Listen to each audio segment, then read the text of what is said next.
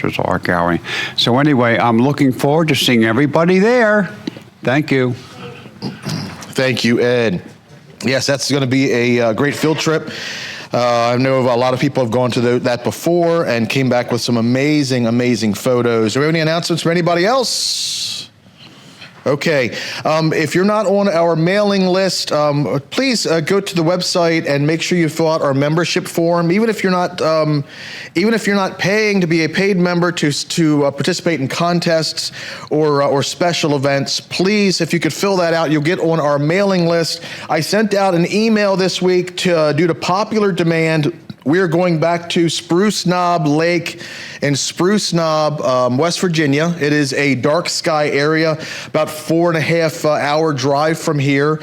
And we're going to be going, I believe it's Saturday, July 6th until Wednesday, July 10th. The new moon is July 4th. But even though you got a sliver of the moon, the moon set is between 10 and 11 p.m. All those nights will be out there. This is a primitive camping location. If you did not get the email, please send me an email, president@arundelcamperclub.org, and I will send you a copy of that. We've gone several years. We didn't get a chance to go last year, but we've gone several years. This is a dark sky area. You're going to see the Milky Way as if you could almost reach out and touch it. True story, the first time Christine and I went out, we're not nighttime people, or I should say early morning people. We were in our tent, we were in sleeping bags, and we were very, very cozy and warm, and we had to set the alarm to like 2:30, 3 o'clock in the morning because we weren't smart enough to go during the new moon. So we had to wait for that moon to go down, and I was in charge of looking out the tent to see if it was worth actually getting out and getting cold and checking it out. It looked like static on a TV. So if you've never been to a true dark sky area, Assateague is nice, but nowhere near a true dark sky area. As I said, it's a primitive campground. They have water, they have vault toilets. There's a lake there for great reflection shots of the galaxy and the stars, and there is also an overlook there that is the highest point in West Virginia, and we've been lucky enough, hopefully I don't jinx myself, but every time we've gone there, we've captured lightning and a thunderstorm going up the valley from this overlook. So it's amazing. And being right after the 4th of July, we may have some, we're in West Virginia. There may be some fireworks down in the valley. So hopefully cross our fingers for that. So if you have any questions, email me or check the email. I'm also going to put it up on our Facebook and see if our fantastic webmaster can put that up for me as well. If it's not already up, he wants money. Okay, how about some cookies? We'll get some cookies over there. But that should be a really good time. I've given you the reservation link there and the dates. We're going to be in camp site 5. We've gotten a group site so that we can spread out and have the space. We usually do a communal cooking fire and warming fire and hang out and hike and all kind of stuff. So check that out. Do we have anything else I need to announce before I give it to you? Yes, Kathy. It was so much fun. I went 2 years ago, or 3 years ago, I guess it was. And yeah. If you have any interest in camping, you should go. Kathy gives it a thumbs up, and don't be afraid of primitive camping. There's still kind of manicured sites. There's a fire ring. There's a picnic table. The good thing is there's no cell service whatsoever. So I bring radio equipment in case we have an emergency. There's a camp host there in case there's an emergency. Check the weather, things like that. So we'll go from there. So I went 2 years ago, and it's not that primitive. I mean, there's bathrooms and running water and stuff. Right. And there are a couple of nice hikes. After you guys all left, I did hike down a stream, and with a whole series of waterfalls. Yes. So if you're into hiking, it's a nice place. There's probably hundreds of miles of trails. And our fantastic speaker gives it a thumbs up. We go to a place called Ellicott Falls, which is a nice waterfall area, but if you ever seen the waterfalls with like the leaves, long exposure swirling, this is where you can get them. It's a very easy hike down to the bottom of the waterfall, and then just great time. We recommend you come with us.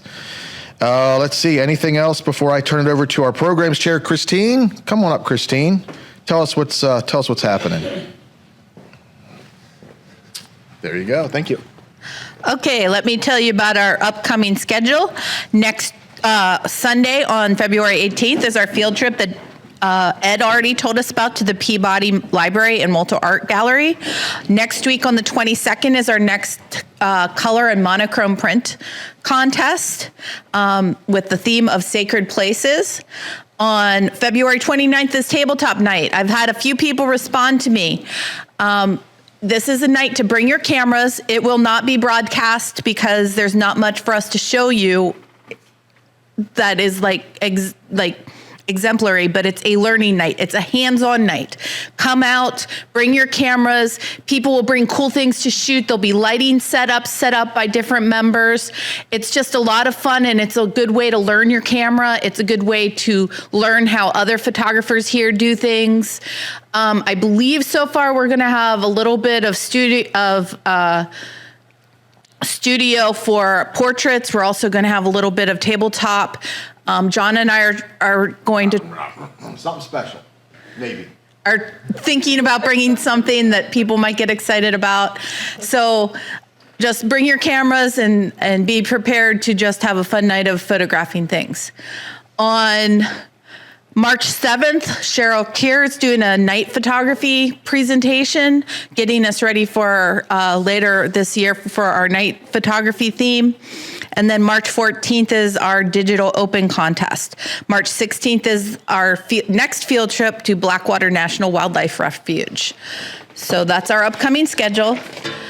Tonight we have our very own Doug Wood giving a presentation on theater lighting for photographers. He holds a BFA in technical theater from Penn State.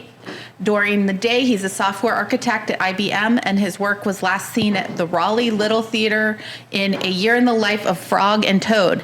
He has designed lighting for numerous shows at Deep Dish Theater, and prior to moving to the Triangle, he was a regular at the Indianapolis Civic Center. Welcome, Doug.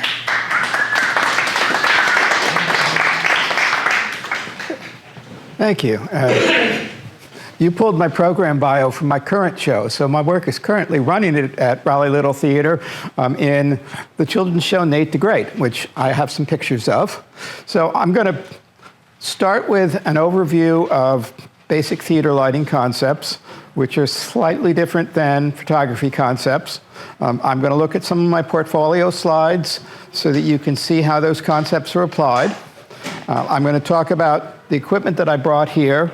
And then I'm going to look at live with our little set of things to shine light on here on how the various lighting angles that I talked about look in real life. And then I'm going to turn it over to you guys, and hopefully people brought some stuff to shoot and play with the lights, and I'll coach people on how to get whatever look. Okay.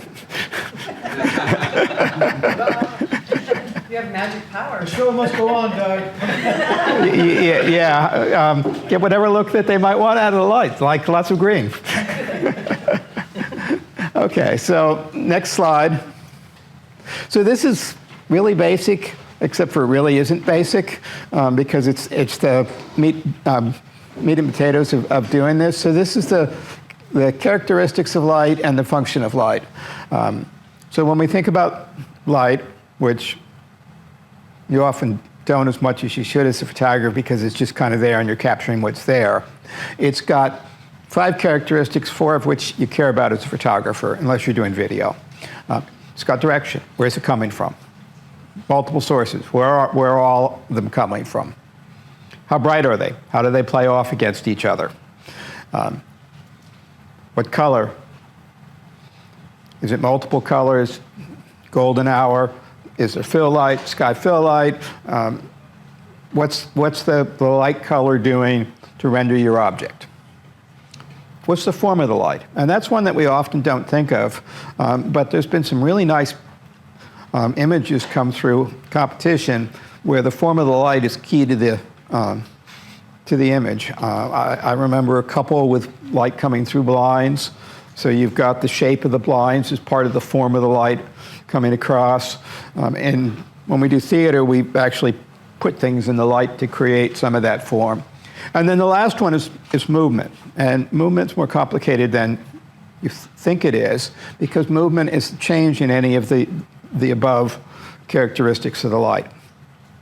In theater, a lot of it's about movement. We do light cues. We transition from look to look to support what's going on stage. What are we trying to accomplish with light? So the most basic thing, visibility. You've got to be able to see. If there's no light, you get dark sky.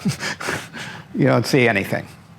We're going to render form. So how the light falls on a 3D object has a huge impact on how you see and perceive the object and how you see the shape and three-dimensionality of the object.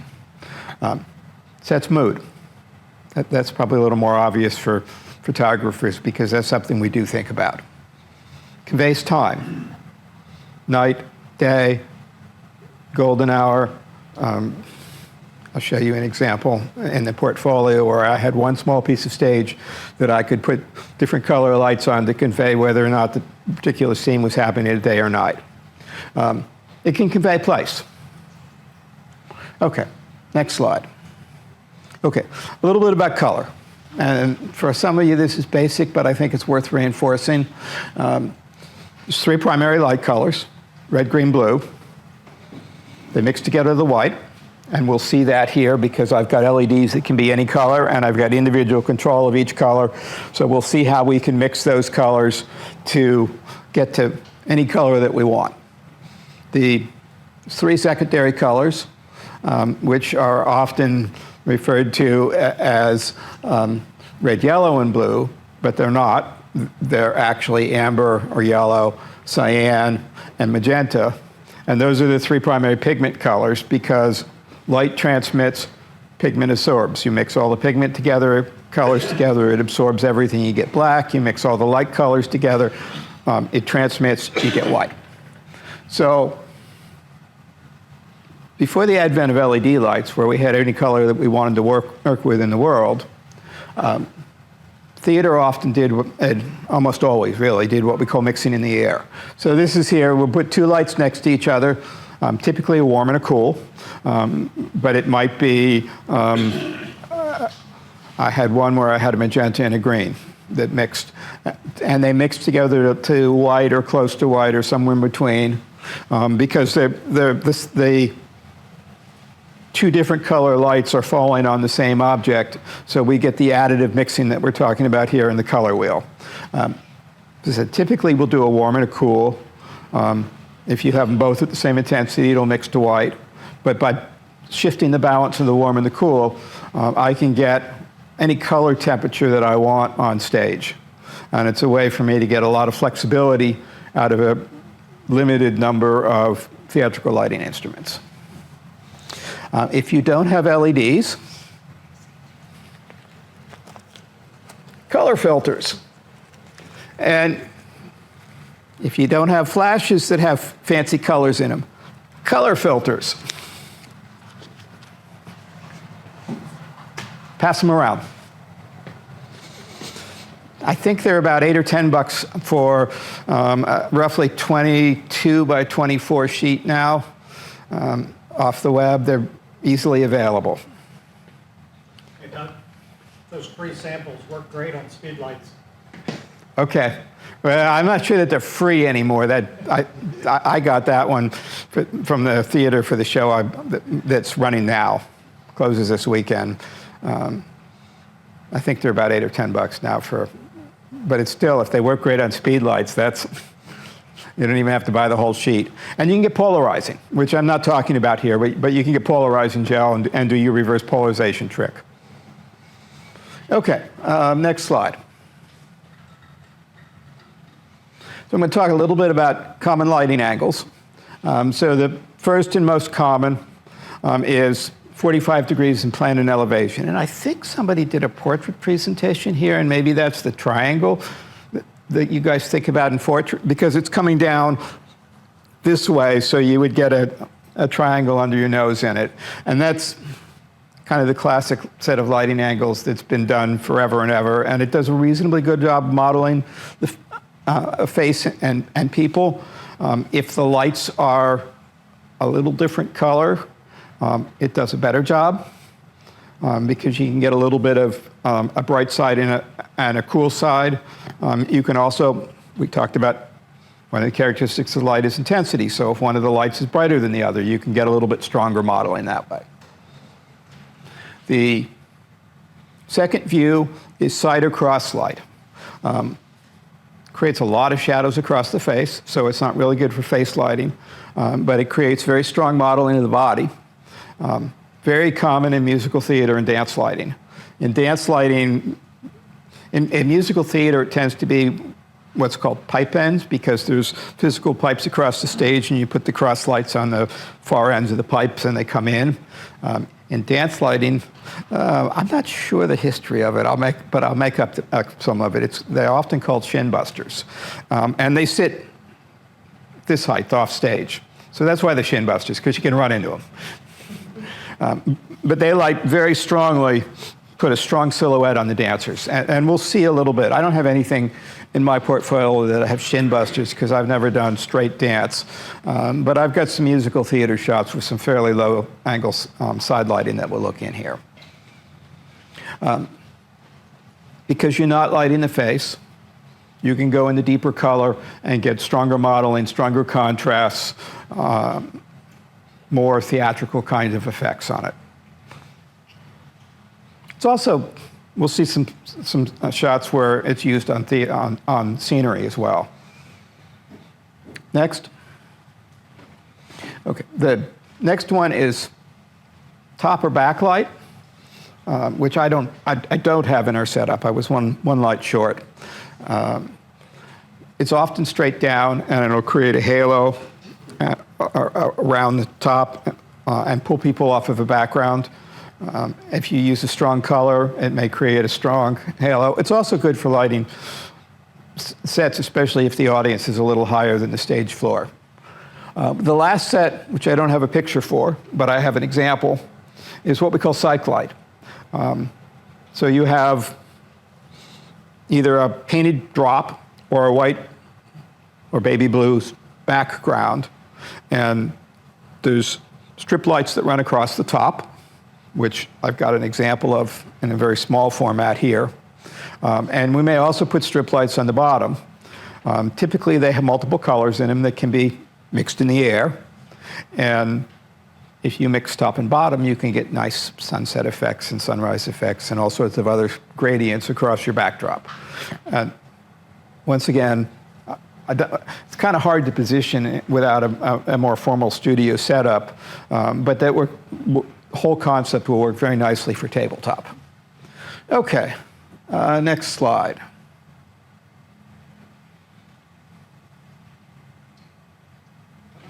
So, as a lighting designer, we have to specify where in the theater we're going to put the instruments to achieve the look that we're looking for.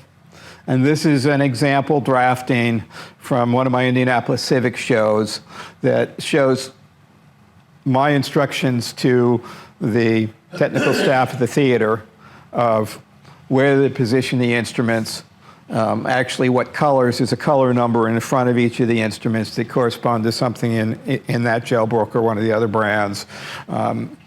How to hook the instruments up to the control system, which you kind of see on the little pigtail that's out there, and usually a number that's, and then there's all sorts, and the shape of it actually indicates the type of the instrument, which I'm not going to try to get into tonight, especially since it's changing fairly quickly right now with the theaters is beginning to convert to LED technology.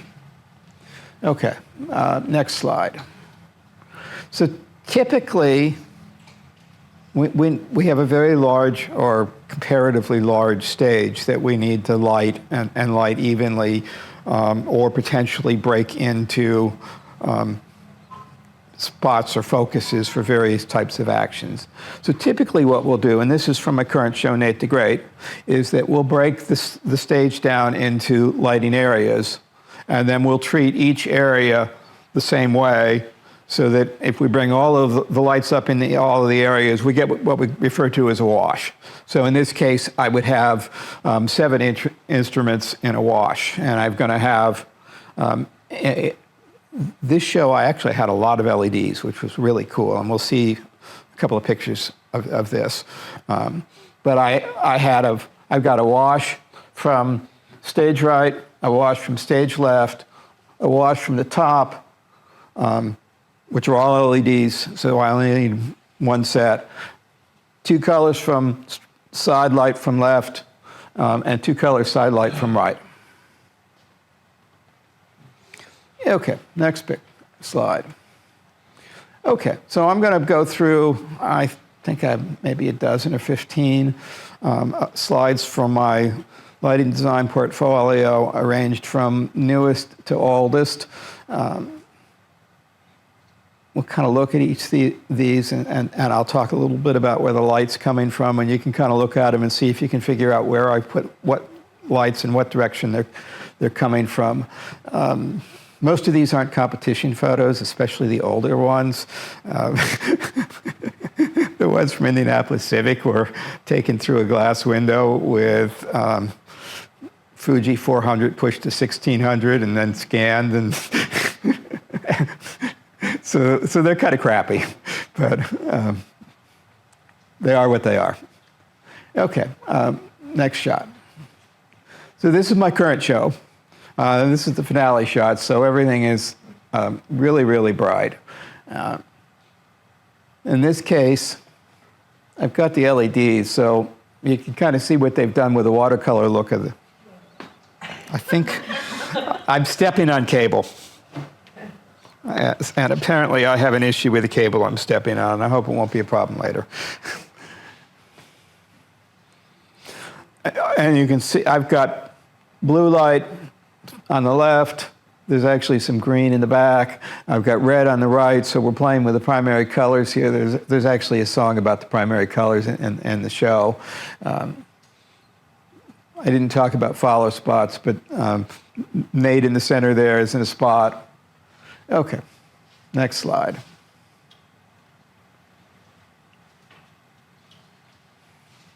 Okay, so the one on the left is a fairly well-lit, straightforward face scene, but there's actually some fairly strong backlight coming in on the, I don't think it's actually showing in this slide, on the photo. The one on the right, they're a musical number, they're doing some dance. I've dropped out a lot of the front light. You should be able to see the strong light coming across their faces, and how that's modeling the body on this one. Okay, next. This was Frog and Toad. I did actually try this one as a monochrome competition for our artisans. We talked about form. I picked this one out because it demonstrates form of light, and actually, can't see a still picture, but in the slide, this was spinning. The pattern was spinning.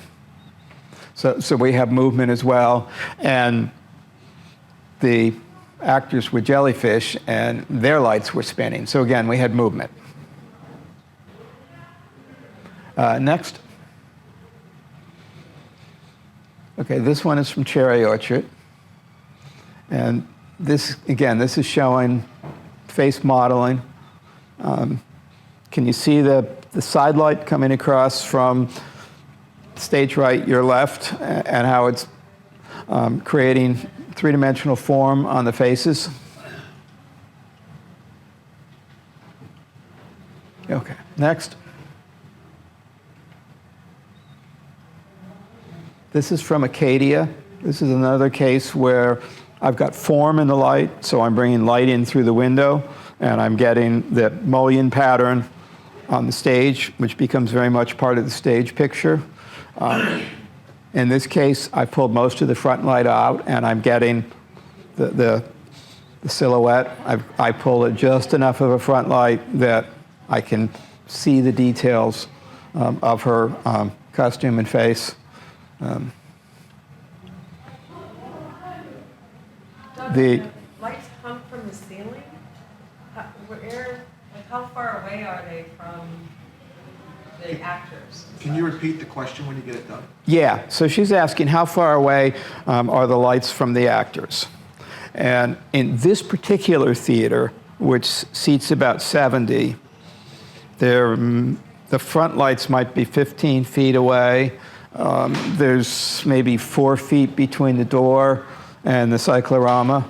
And in the cyclorama, this is a storefront theater, so inside of a mall. Yeah. Are you using any modifier or anything like that? Sorry, I didn't hear over the. I said, are you using any type of modifier on the lights or just a bare bulb? Or are you... No, I'm using the color filters that are being passed around here. You don't have anywhere to make it wider. Oh, no, I'm using a fairly sophisticated theatrical instrument. So I guess I didn't do a slide on this, but given the question, I'll digress for a moment into the history of theater lighting.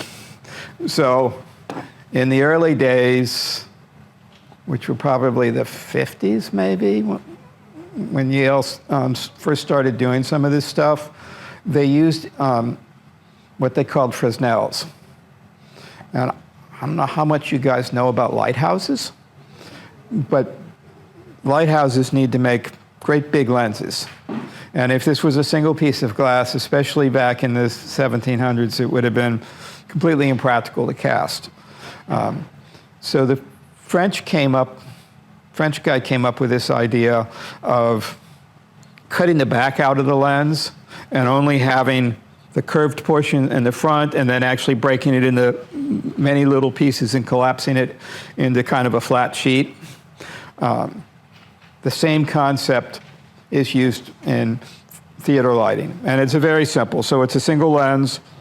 It's just a sheet metal case. There's a single lens on it. There's a light assembly inside that's a bare bulb. It has a small reflector behind it, and it slides back and forth, and depending on where it is in relationship to the focal point of the lens, depends on how broad or narrow your beam is. And those lenses are usually pebbled on the back, so you get a bit of a soft light out of them. The next step forward, which is until LEDs came around, has been the state of the art for theater lighting for years and years and years, is what's called the ellipsoidal.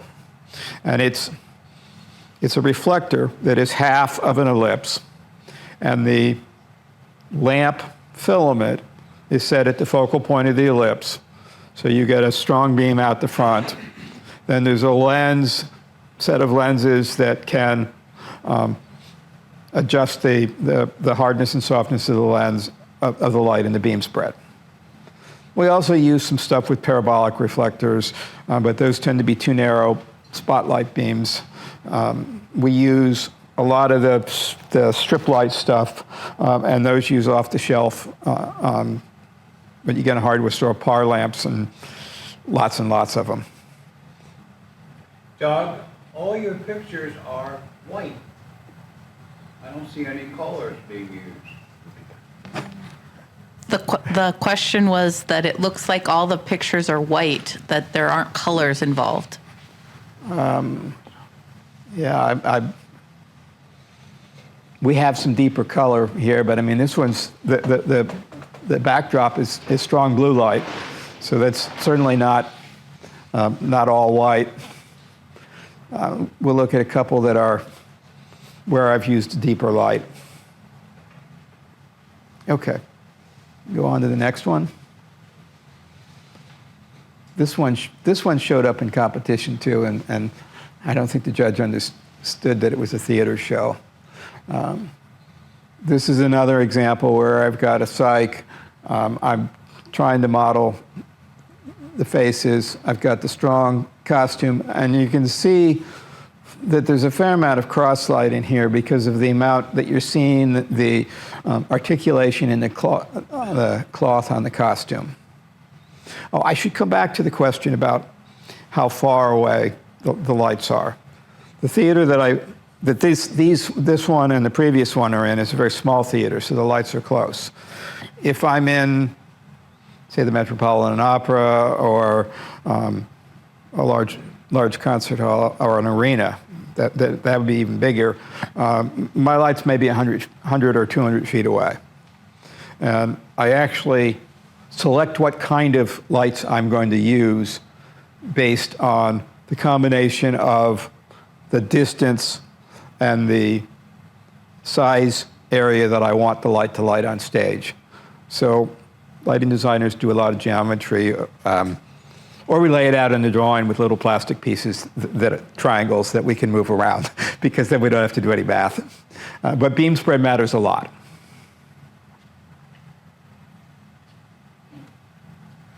So, Doug, I have a question. When we go into studio lighting, we could get really expensive lights and then stop them down. Are there any differences in the lighting you choose for closeness versus far that's different than probably the price? The price for the ones that are up on a ceiling of a stadium are probably more expensive. But are there any benefits to getting, you talk about width of light, where as photographers, we don't mess with that too much. But is it kind of parallel the, kind of like your grids and snoots and things with photographic lighting? I don't actually know that much about photographic lighting, so I'm not sure that I can make the comparison. But you get there's a couple of variants. There's intensity, which historically has been measured in wattage. How big of a bulb do we put in it? But then we introduced halogen, and that changed.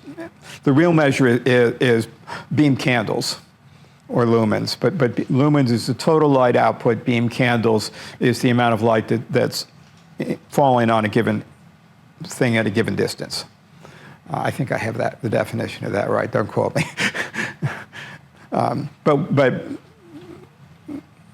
theater lighting designers don't care about those numbers, because all the instruments have been standard for a long, long time. So we just ask what it's lamped at. Is it lamped at, and these are going to be fairly big numbers. Is it lamped at 500 watts? Is it lamped at 750 watts?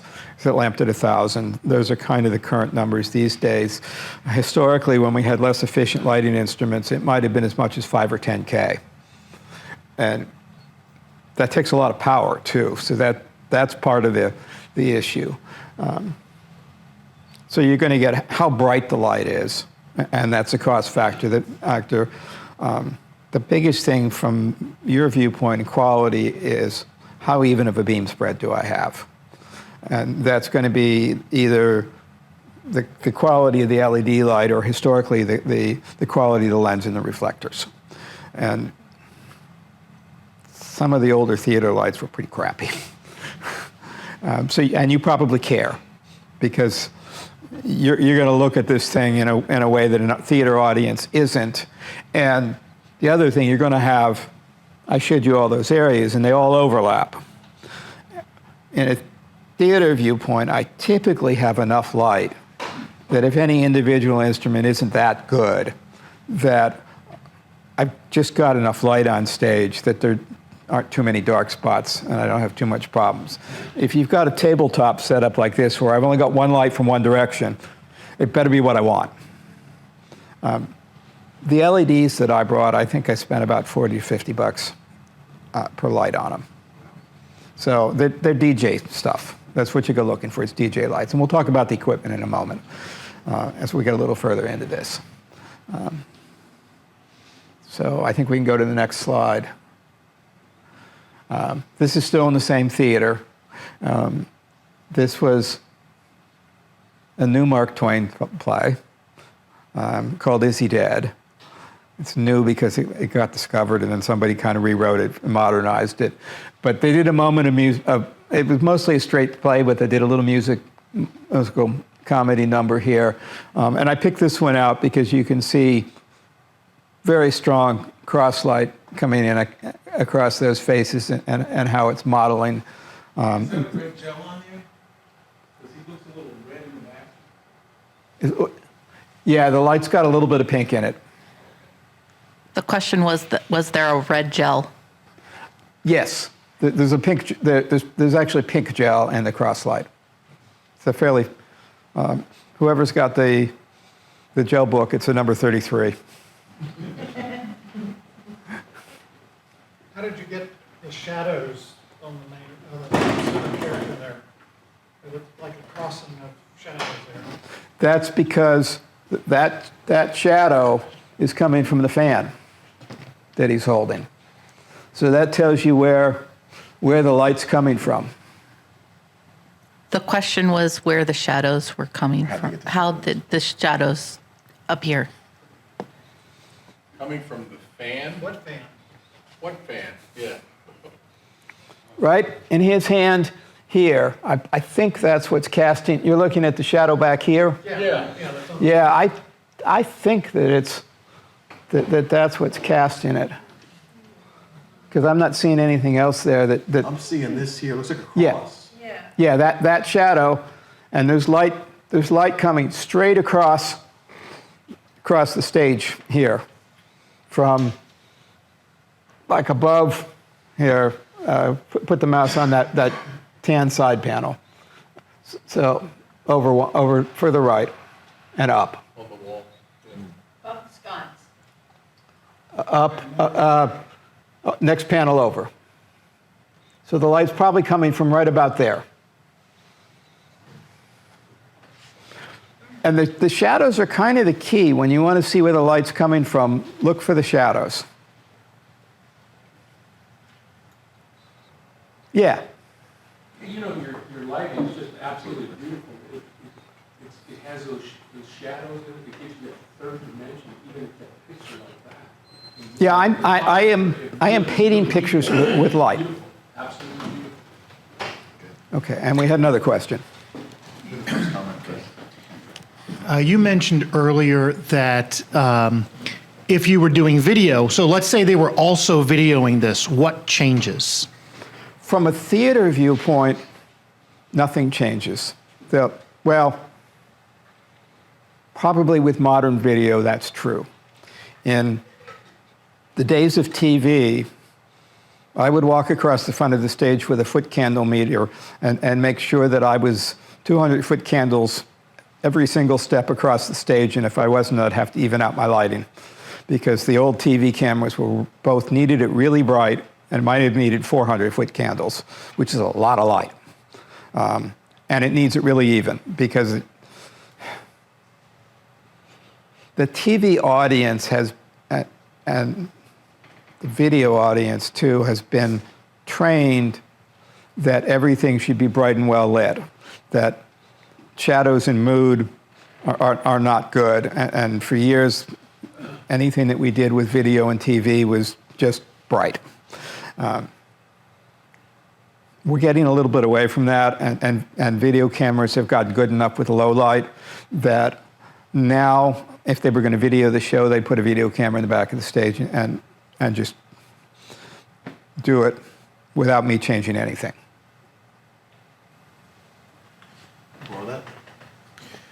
One other question for you, Doug. With the current modern video cameras, moving to LED lights, do you have to worry about the 60 hertz refresh?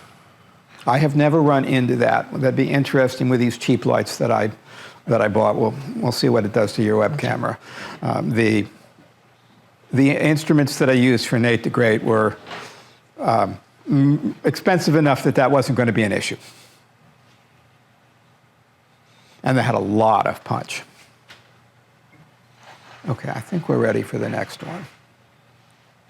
So this one was Journey's End. So this is a World War I show.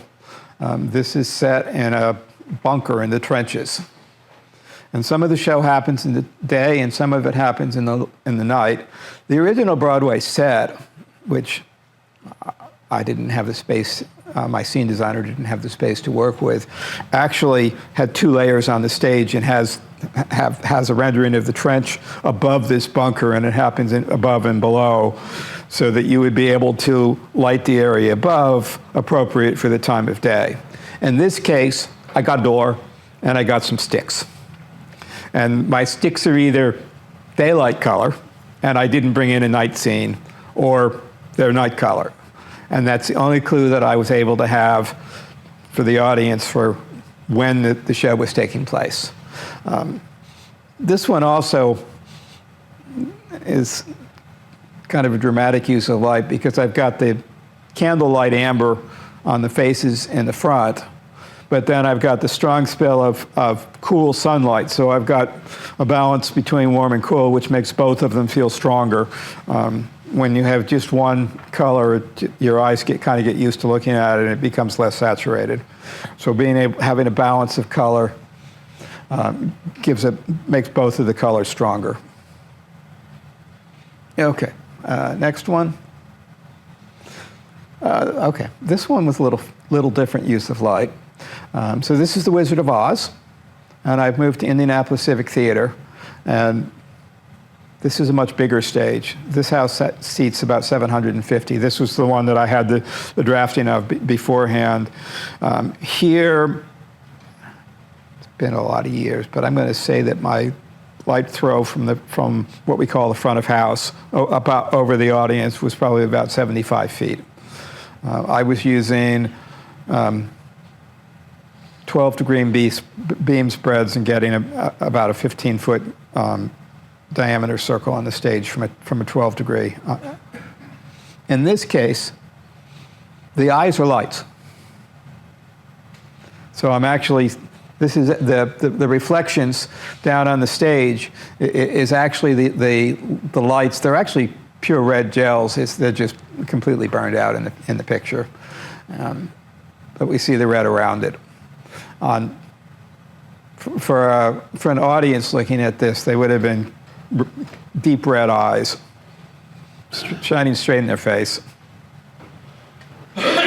Okay, next one. This is 42nd Street, and she's mostly lit by follow spot, which isn't very interesting. I picked this one because this is showing light as scenery, and light is conveying place, because we've got the window backdrop of the 42nd Street. Next, this is one of my favorites. Despite the fact that it's probably technically flawed all over the place, it might show up in competition somewhere. This is Hello, Dolly, and this particular scene wasn't in the show, but we had a star choreographer, and we needed a little bit of time to do a scene change, so we added a dance. And this is low, strong side light, and the concept that I was given for the show was that the show was happening inside of a Tiffany lamp. So I get all of these translucent scenery around it that I get to make glow, because there's lights behind. It's actually the paint drop plastic that you get from Home Depot that's then painted.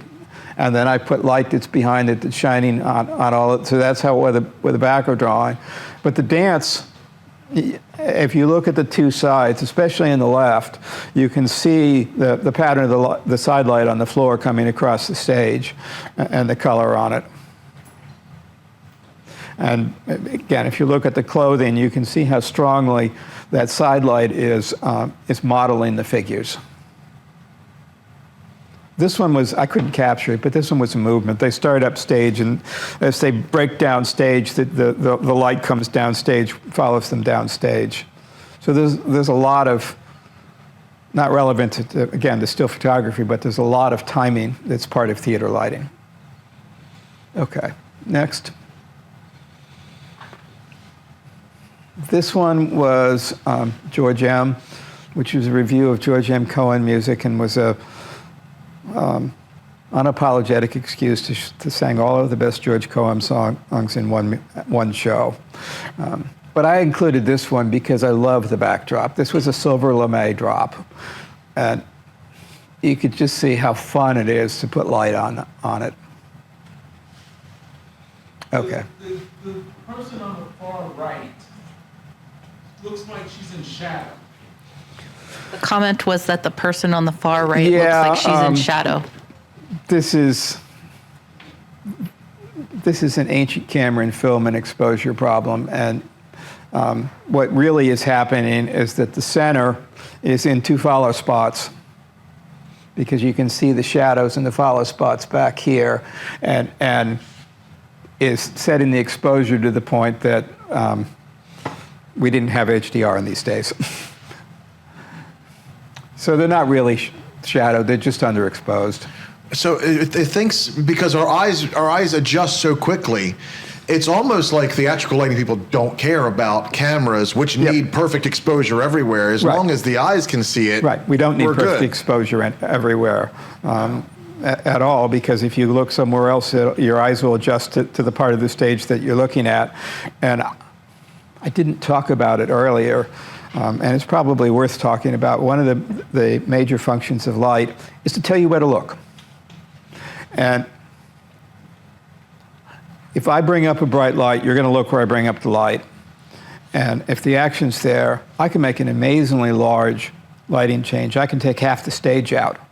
And if I do it in 3 or 5 seconds, you'll never know I did it, because you're basically looking where I told you to look before. So we always talk about up before down. So bring the light up, get you to look there, delay, take the light out where I don't need it, and then the rest of the stage is dark, so if your eye does wander, you come right back to where I want you to look. So I become a essential part of managing the audience's attention. And that actually can be, that concept, not the movement up and down, but the idea that where I put the light tells me where to look is really very relevant to photography.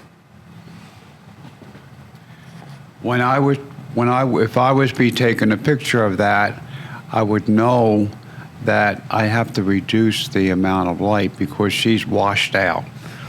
If you were doing it today, you would she's take washed out in the picture. Yeah, if you were doing it today, when you'd I take an the HDR. picture, you know.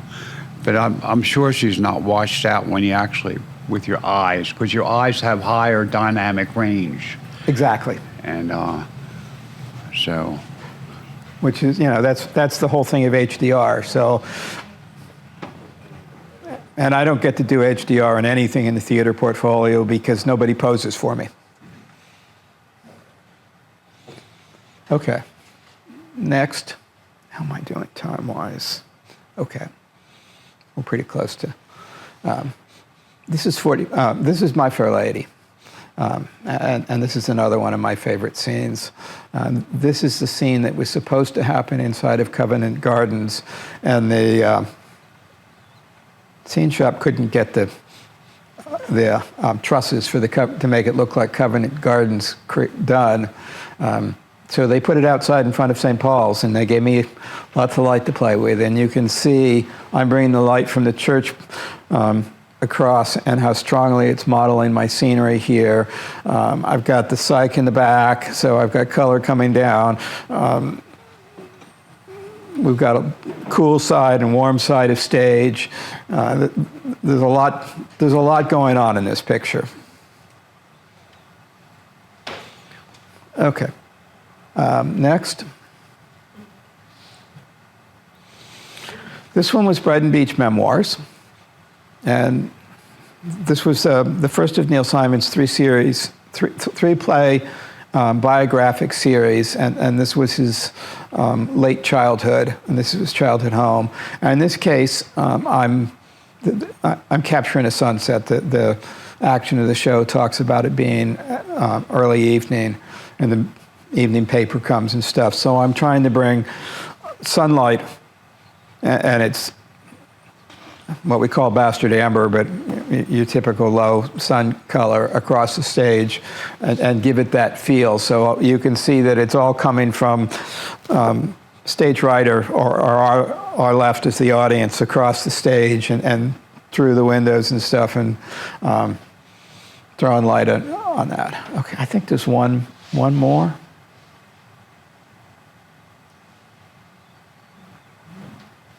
This one was from Lion and Winter, and this is what it is now, University of Indianapolis. I can't even remember what they were named before they stole the name ahead of it. Indianapolis University, Purdue University? We graduated from there. No, that's Ui Pui. Yeah. And they wanted the name.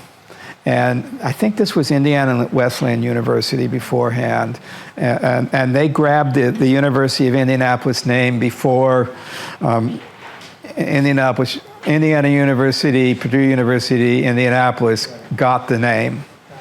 And a good friend of mine was the scene designer there, and later for years the department chair, and invited me to do a couple of shows very early in my career. But I always liked this one. I talked about mood a little bit, and this one is certainly capturing some of the mood on this. It's slide light again, so we're seeing modeling, but we're seeing just enough face here to capture her expression. Time of day, again, there's a lot going on, and with not very much light on the stage. Okay, I think that's the last of the portfolio pictures. Let's go to the next slide. So Doug, where do you come in the process of starting a show? So in other words, somebody's already decided they want certain scenery, and then you have to adapt to that? Or do you say, well, I want to create this mood and use these lights, so I need a window as part of the scene to bring lights in? Sometimes I get to do that. Normally, the physical, well, let's start at the beginning of the process. In a properly managed show, which the last couple I've done weren't, the creative team is hired together. And we'll have a production meeting, and we'll start the director will have some sort of a concept for the show. We will all have written it, read the script, and we start to build based on where the director wants to take the show. And if, depending on the nature of the show, it may be a lot of latitude. I mean, if we're doing a Shakespeare that used to be done in nothing but sunlight and is often modernized or done as some kind of a concept show, there could be a very wide range of where the director wants to go with it. If we're doing a more traditional, fairly modern drama, it's probably fairly true to the script. But we're going to build some sort of a concept for the show. And then ideally the creative team works together to put all aspects of the show together synchronously. The truth is that lighting is both cheaper and more flexible than on costumes or particularly sets. So I usually end up coming in afterwards. So I will start as part of the concept meeting. Then I may go away for as much as 4 weeks. I'm going to figure out what that drafting I showed at the beginning. I'm going to figure out, based on the equipment that the theater has and what the set is, I'm going to figure out where I need to put lights to build what I think of as an engine, something that's going to allow me to create the looks that I think I'm going to need in the show. So I'm going to have the basic looks in mind before I've really seen a rehearsal. That's going to come out of the concepting process. The first time they do a run through, which is usually, might be as little as 2 weeks before opening, I'm going to go in with my script, and I'm going to flip pages and write madly every place that I think I need to add a light cue. And some of them are really obvious. They start singing. There's a scene change. There's something in the script that calls for light. Many of them are very subtle, especially in a straight play, and the audience will never, if I've done it right, the audience will never know that I've made a light change. They'll just look the right place because I changed the shape of the stage. By the shape of the stage, I mean what parts of the stage are bright, what parts of them are dim. So I've reshaped the stage in such a way that the light is where the action is and focuses their attention on that. Then I'm going to go back there's a computer lighting board that I can enter each look I want as a series of light levels, and in a modern board with modern instruments, colors of the LED lights. And maybe if you've seen rock and roll where the instruments go all over the place, I may also have to determine where they're pointing at any given scene. And then we go through the rehearsal process and we put it all together. Okay. Any other questions before I move on? Can you describe a little bit the programming of the board and who does that? The lighting board? The lighting board. Okay. So two people do that. I program it, which means that I build what we call cues, which is a sequence of looks that are timed, with time transitions in them. And they can have a different time for lights that are increasing in level and decreasing in level. They can have either the increase uptime or the downtime can have a delay on it. And in the show that I just did with LEDs, I got to learn the modern thing. They can have different time on the color changes. So I'm both building a set of final static looks, which are the pictures that we saw here. I'm painting the stage with light. And I'm building the transition of how fast and maybe some more sophisticated, how I get from one look to the next.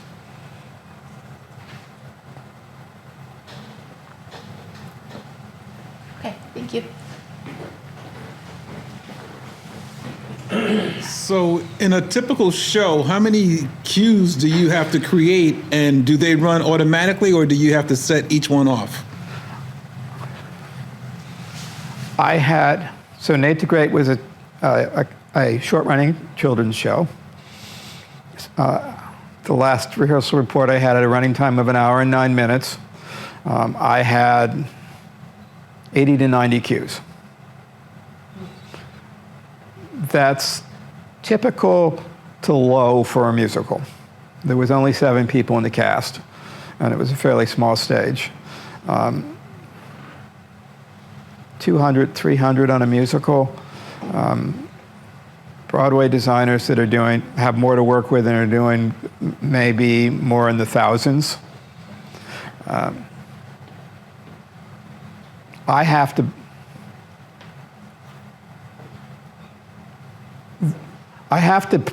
to tell every light what it should do in every cue, and the shots from Civic, I probably had about 200 lights in the air. Raleigh Little Theater's a little smaller. I think I had about 75. A major Broadway show or a rock and roll tour might have 1,000.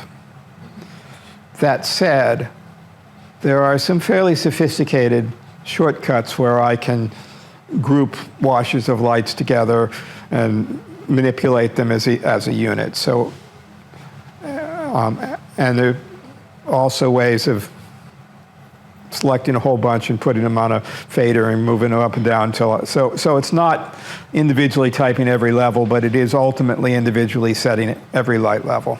But the final program in the computer has to have a level for every light that is going to be on. Well, actually, off is a level. So every light that is connected to the board has to have a level in every cue. Yeah.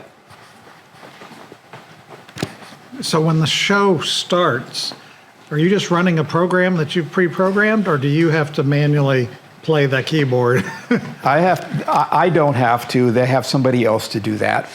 So there's 2 somebody else's. So there's a light board operator that has a go button. And all they have to do is hit the go button to go from next to next.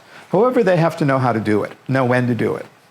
And when to do it is often tightly tied to many other things that are happening both on stage and off stage at the same time. So there's a stage manager that does what's called calling the show. And they have a prompt book that has cues for everything that has to happen, and everybody is on headset, and they're going to have something like standby light Q3, follow Q5, fly Q2, go. And when they say go, everybody's supposed to do their thing. A good stage manager is hard to find. Thank you.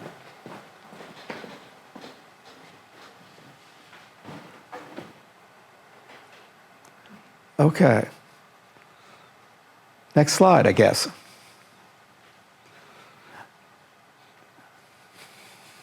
So I brought a setup. I hope I haven't stepped on the cable and created a problem here. It was working that we can look at some of these lighting angles. I brought some really simple stuff that we can look at how light falls on. I'll talk about, I suspect that the LEDs and the LED controller that I have is going to be new to a lot of people. And I hope you're pleasantly surprised by the capability that I get out of a comparatively cheap setup. Hey, Doug, before we move on to that, can you give us some secrets on maybe some lighting combinations or how to light people for different moods? Like sadness, happiness, joy. Do you have any theatrical secrets to that for those of us who would like to use multiple lights and gels?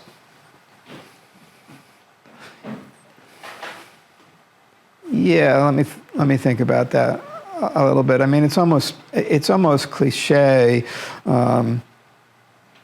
Pink and rosy for happy and romantic. Green or blue-green is a really unnatural color and makes people look, well, let me back up a little bit on that.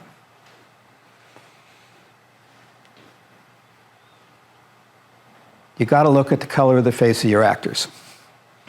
Because, I'm sorry, the laws of physics care. If I'm lighting white faces, I want warm pink colors. If I'm lighting black faces, I tend to have olive skin tones, and I need greens or ambers in them. If I put those same greens and ambers on a white face, they're going to look pale or dead. So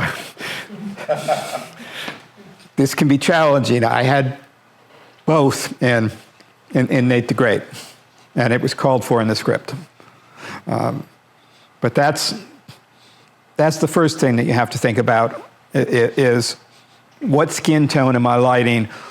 What color is going to create the effect that I want based on that skin tone?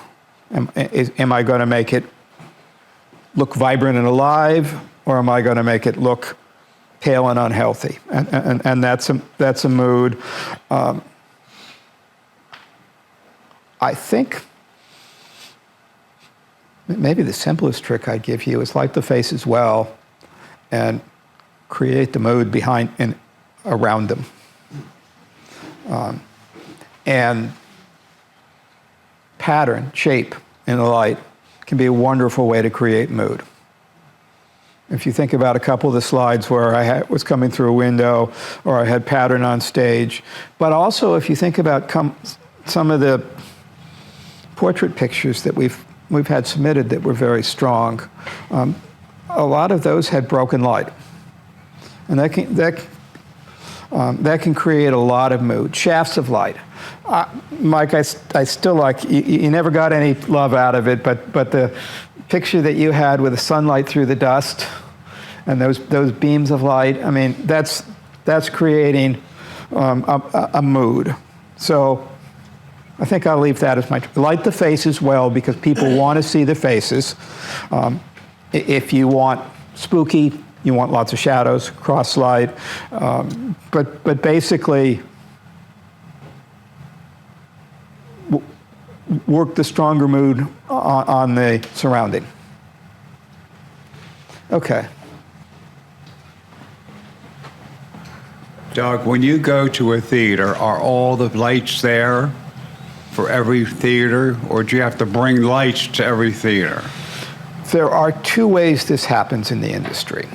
If I go to a standard operating theater, they are going to have an inventory of lights, and I'm pretty much stuck with what they have or don't have. And in the community theater world, it's almost always in don't have.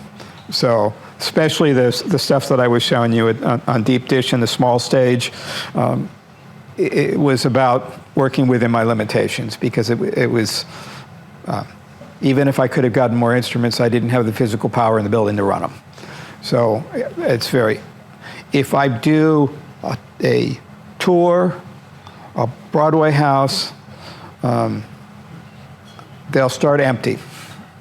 And part of the show budget is that I'm going to go through a theatrical rental house, and I'm going to design what I need, and I'm going to rent it. The interesting trade-off of that, and I'll tell a quick anecdote on this that's kind of funny. In theater, on a theater, I can add stuff out. If I need something more, I can add stuff out of inventory. If I'm doing something where I've sent a rental out, I'm done. So back at Penn State, we had a big-name lighting designer that came in and did Macbeth for us and was talking about some of his light plots that he did for Broadway shows. And he had these instruments on them, and you label what the instruments do, and this one was Gamut, G-M-O-T. And it was like, Gilbert, what is that? Oh, get me out of trouble. He rented additional instruments that he didn't know what he was going to do with. And then when the director came and said, you know, I could really use a special on, he went, oh, okay. And then he was a hero. So that's... Just for theatrical lighting, do you care about the special like portraiture lighting styles like loop, butterfly, or Rembrandt? I don't know what those styles are, but probably the answer is yes, because like Rembrandt, I'm creating a strong cross look, so that's a mood. So yeah, there's certainly places where I'm going to put a light where I'm getting something that's a single light, 45 degrees up, and not quite, if you think about not quite in the front.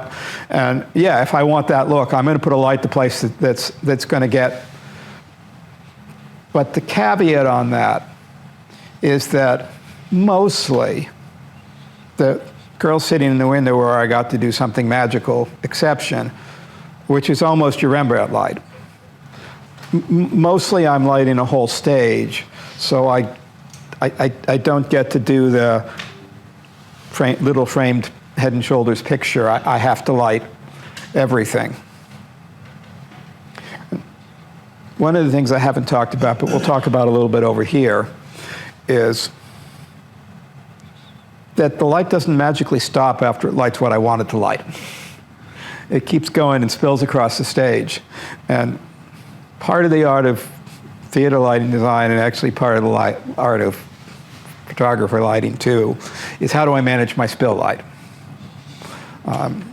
Can I put something in the back of the table instead of the front, so I'm just spilling off the back? Can I fill in with something else so that the shadows aren't as deep? Because that's the other piece. I've got shadows. There's no darkness projectors out there. Okay. Yeah. So, I'm going to turn the lights on. Fair warning. That's a question that's been bothering me for a while, because, you know, there's going to be scenes where you really need to control the light. So do you even use like barn doors on specialty lights, or do you use specialty lights to get the mood or the effect that you want to stop the spill? Stopping the spill, figuring out what I'm doing with the spill is part of the overall design. So I may end up deciding that even though I'd like to light somebody from the side, well, I had an example in Nate the Great where they had a scene change problem.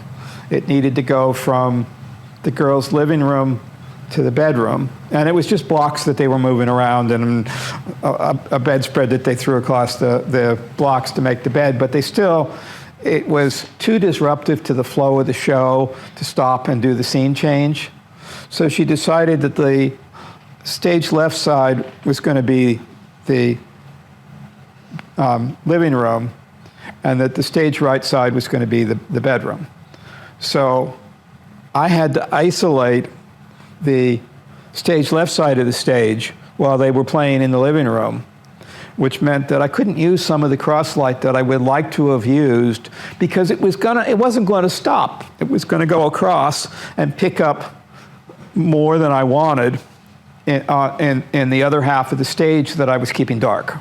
And then as they moved across, the light flowed across the stage with them, and then 3 seconds later, the living room that they just left went mostly dark in 5 seconds. And I guarantee you that most of the audience never saw it happen. And then the director lied to me because as near the end of the bedroom scene, they wandered back into the living room, and I had to bring the light up again, magically underneath it as they walked into it. So, I don't know, that's kind of a ramble, but does that answer your question?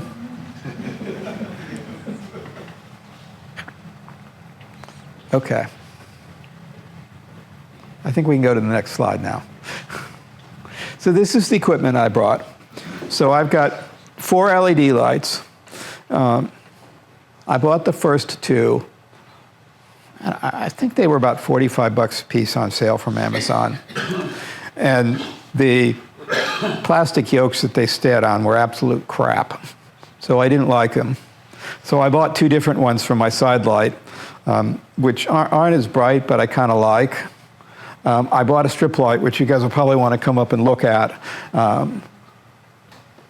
But a bunch of light stands. Some of them I borrowed from Jackie, some of them are mine. And then the key to this is this control console that's DMX. And let's go ahead and go to the next slide. I think I've kind of got the write-up on the DMX here. So why do we care about this fancy control console, which this one was $90.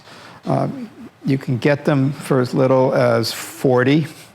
The short answer, and we'll see this, is each one of these lights has at least 4 control channels and probably can be configured with as many as 16.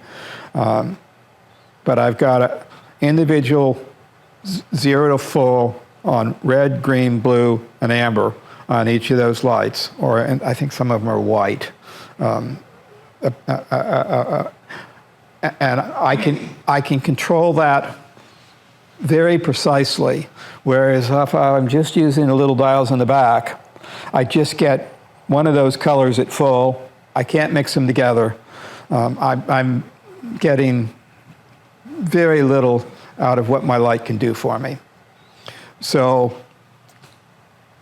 hopefully this is actually going to be kind of the magic for you guys as the photographers that want to set up some studios. It's learning how that you can make these LED lights dance for you.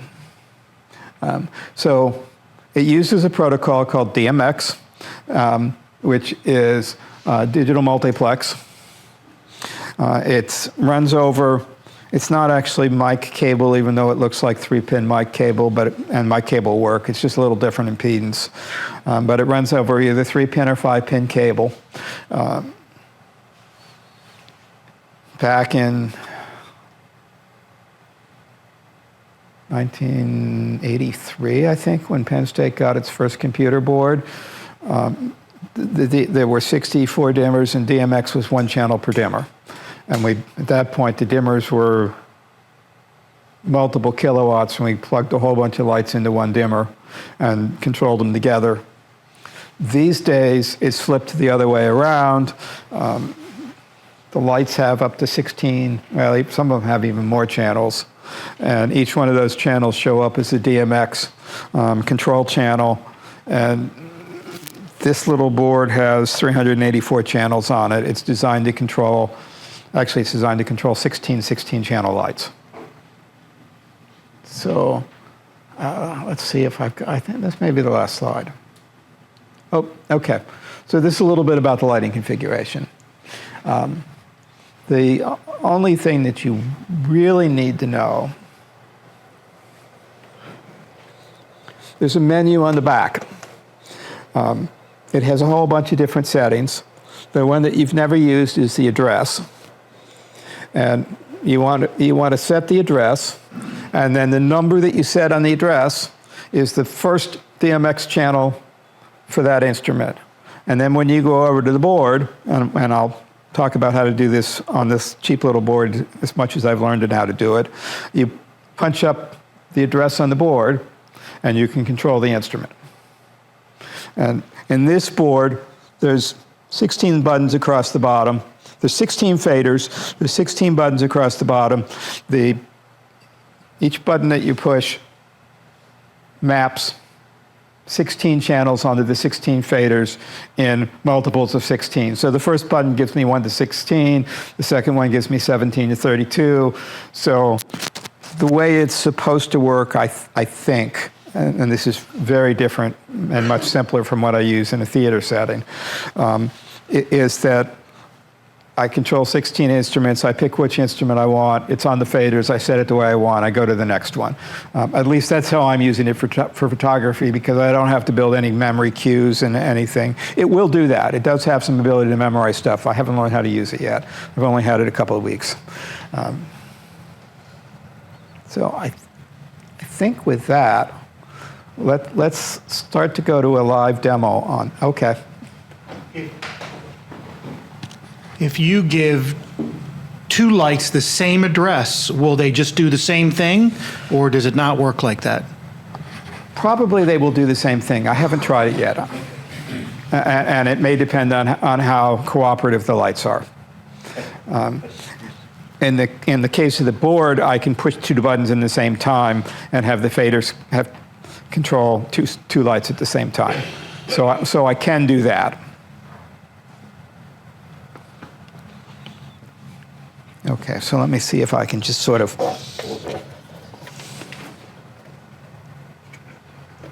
I did this poorly.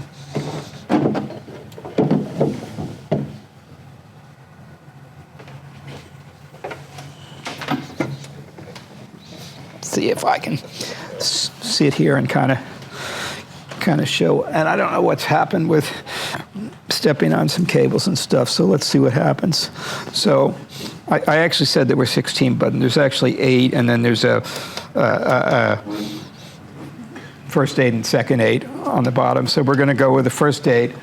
My first 2 instruments are on channels started address 1 and 9. So I should be able to push button 1 here. And yes, see if I can get the other ones out. My strip light is on that one. So it does seem to, I think that one's,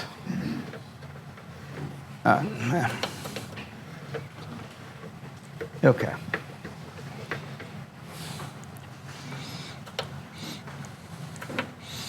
So if I put the first set of 16 on here now, the first fader seems to be an overall level control.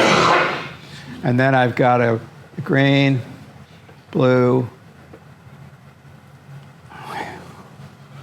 Did I miss one? Where's my red? Amber. That should have been a red. Okay.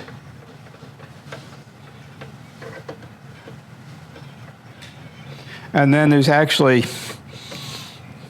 the lights do some funny things.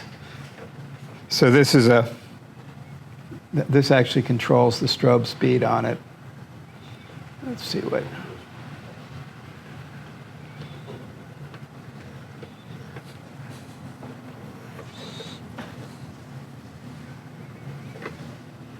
There's my red. So there's green. So you can see how, remember my primary colors, you're going to see how those are going to mix together. And there's my blue, so I'm mixing the white. And then I've actually kind of got a straight white that pulls into this.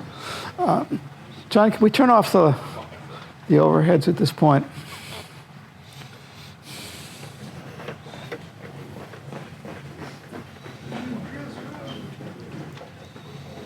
So I brought a couple of moderately interesting objects to try to show what the light's going to do on it. So I'm going to start with just one, and that's kind of creepy. So you were asking about mood, and you can see how that's modeling the objects with a strong. I've got one side that's completely dark. So once again, we can see how that starts to mix together and how strong that is in the shadows I'm getting now.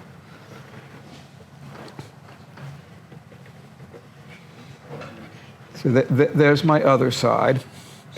So now let's take this one. Let's see if I can.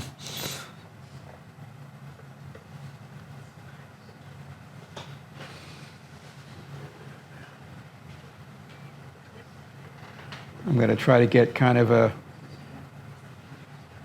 moderately warm color here on that side.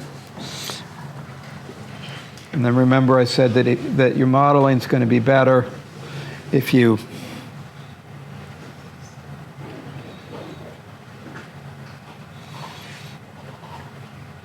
so now I've got cool, and you see how that's starting to show some of the modeling on the, so I can, now let me show the same difference with intensity. So I'm going to bring them both to, see, I think that if I bring everything to full here, that then I can start to bring one side down. And now I've got some fill light, I've got a strong light from your left and a fill light from the right, and that's changing how that's modeling.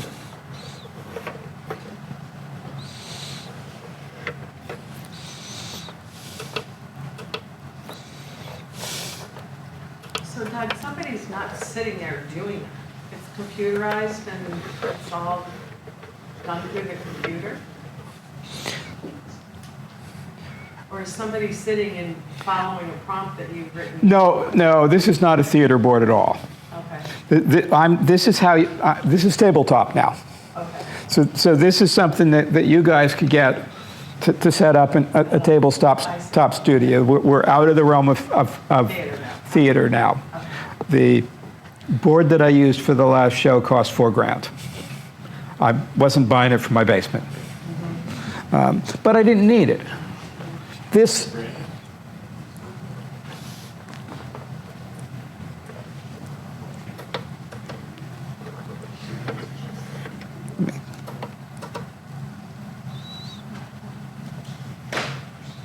See if that's the. No.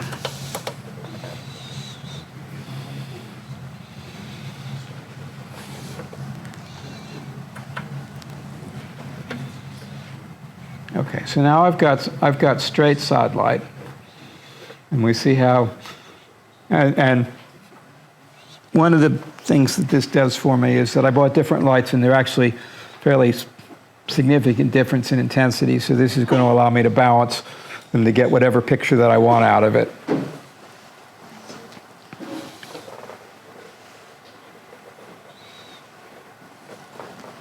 So can you control the color temperature? Yes, I can completely control the color. So let me see if I can show you that.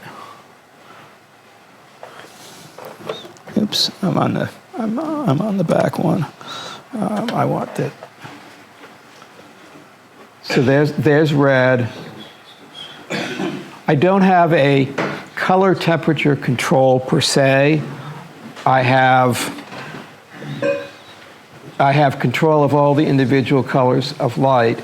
So if let's see, where's my blue?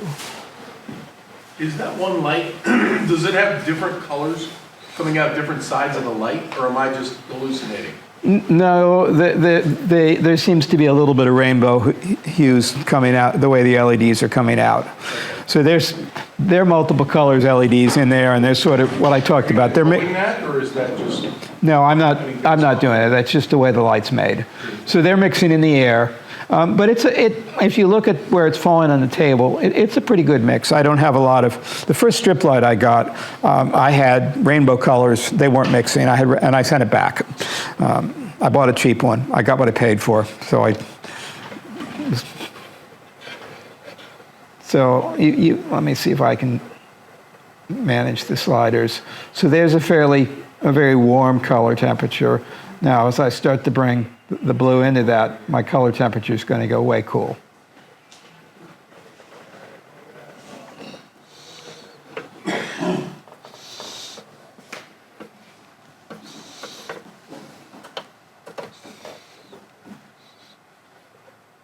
Once again, on the backdrop, you can see that I can start to build some fairly interesting colors here.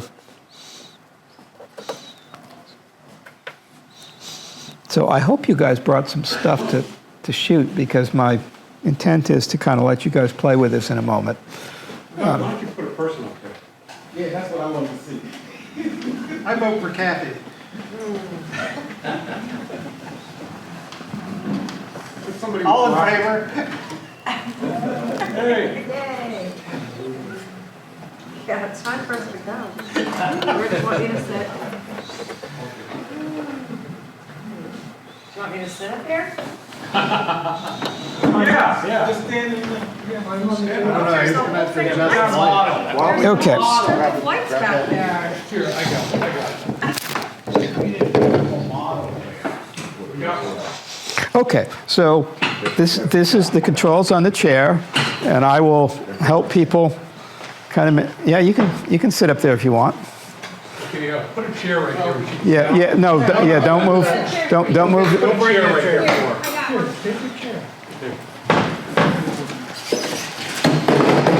And these are fairly narrow beams, so we may need to, Why don't you turn all of them off except one? I think, Bring them up one at a time. They're bright, let me tell you. yeah, they,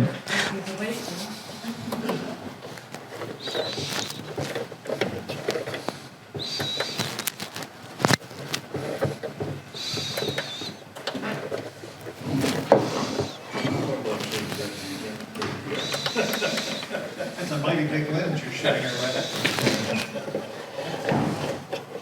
Just put, Okay, just put one white, put this light on. This one right here. This one. Put it white. And bring it down just a taste.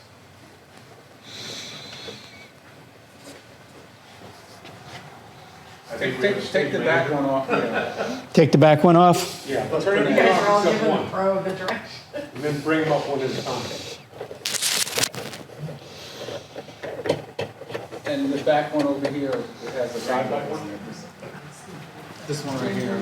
Oh, that one's still on? Yeah. I think that's, oops, it's not that one, it's this one.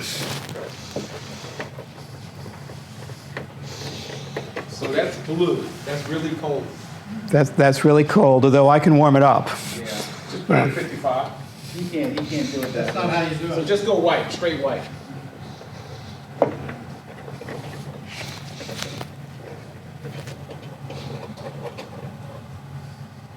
That's good. That's close enough. Bring the light in closer to her and lower.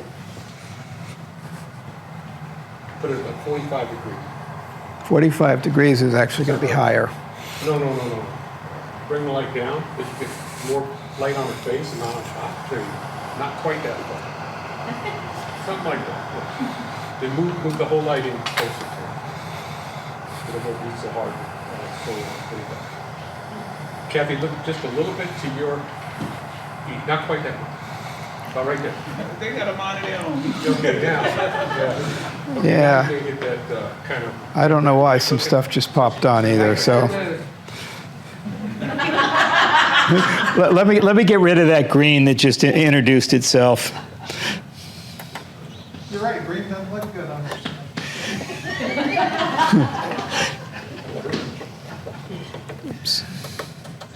Turn the backlight off. Yeah, I don't know why.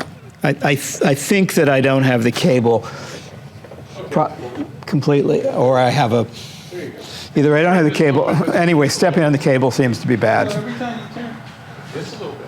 There you go. Now. turn towards the light just a little bit for me, please. Okay. And now turn back the other way. There you go. That's that Rembrandt line. Yeah, right there. You see the square on her, you see the rectangle on her cheek? On her left cheek. Yeah. It's right here. Okay, now, take that light, this one here, Yeah, now I would bring up a little bit of, put it right here. I would bring up a little bit of fill light on that. Right, put it right here on her back. Well, while everybody else plays, I'm going to go ahead and end the meeting for the live stream. If you're local to us, come in and play with cool stuff like this next time. We have a tabletop night coming up, field trip. I need my notes. Field trip. Next week is the print competition for the contest for the sacred and religious places, which if the prints look half as good as the digital, they're going to be fantastic. It's going to be a great time. And then don't forget tabletop night. In 2 weeks, Thursday the 29th, we're going to be doing this with about 5, 6, maybe even 7 different lighting stations. Excuse me. So make sure you join us. And with that, I'm going to say goodbye. We're going to go play with some cool lighting setups. Hope you enjoyed. Good night.